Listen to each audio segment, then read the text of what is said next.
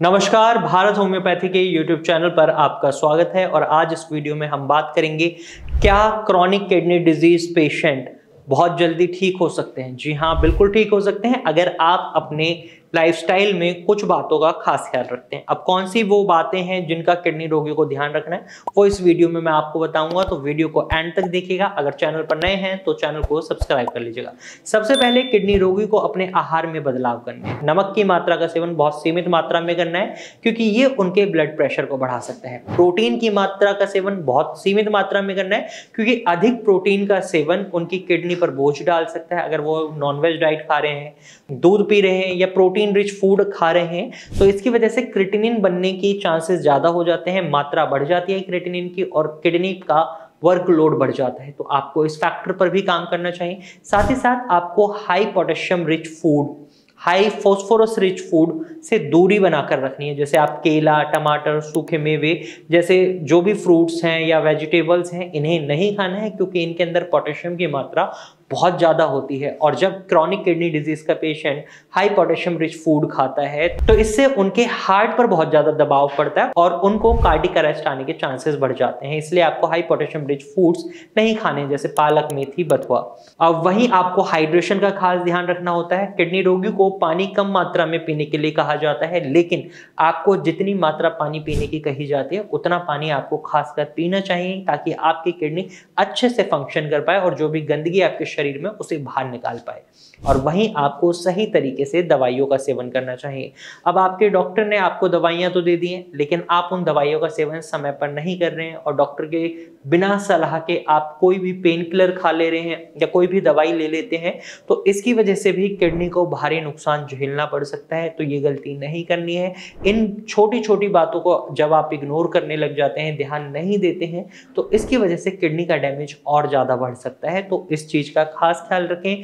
वहीं आपको अपने ब्लड प्रेशर और शुगर लेवल को कंट्रोल में रखना होता है। ब्लड प्रेशर कंट्रोल करने के लिए क्या करना है, नमक की मात्रा जो मैंने शुरुआत में बोला था उसका सेवन कम कर दें।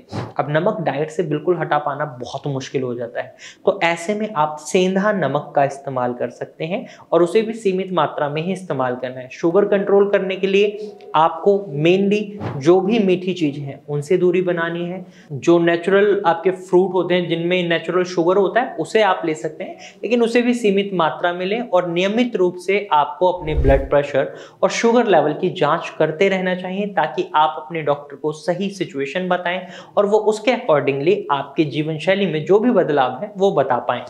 और अगली चीज जो आपको याद रखनी है वो है जीवन शैली में बदलाव। जीवन शैली में बदलाव से मतलब है आपको अपने वजन को कंट्रोल में रखना है। अगर आप बहुत ज्यादा ओवरवेट हो रहे हैं, ओबेसिटी के पेशेंट बनते जा रहे हैं, तो ये ओबेसिटी भी आपकी किडनी पर बहुत ज़्यादा दबाव डालती है, जिसके चलते आपकी किडनी और ज़्यादा खराब हो सकती है। इसके लिए आप नियमित व्यायाम जरूर करें, हल्की फुल्की फिजिकल एक्टिविटीज़ रखें, जैसे योगा कर सकते हैं आप। नॉर्मल वॉकिंग यानी पैदल चलना भी आपके लिए फायदेमंद हो सकता है।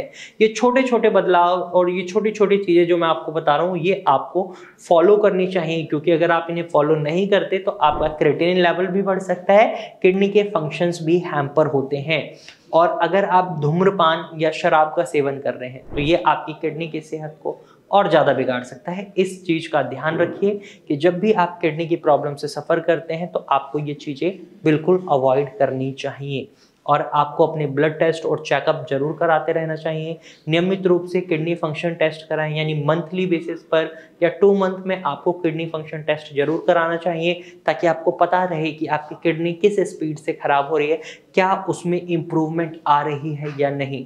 और जब आप ऐसा करते हैं तो आप खुद देखेंगे आपकी रिपोर्ट्स में आपका क्रिएटिनिन लेवल भी कम होगा, यूरिया लेवल भी कम होगा, अगर आप एक प्रॉपर ट्रीटमेंट ले रहे हैं और एक प्रॉपर लाइफस्टाइल चेंजेस को फॉलो कर रहे हैं।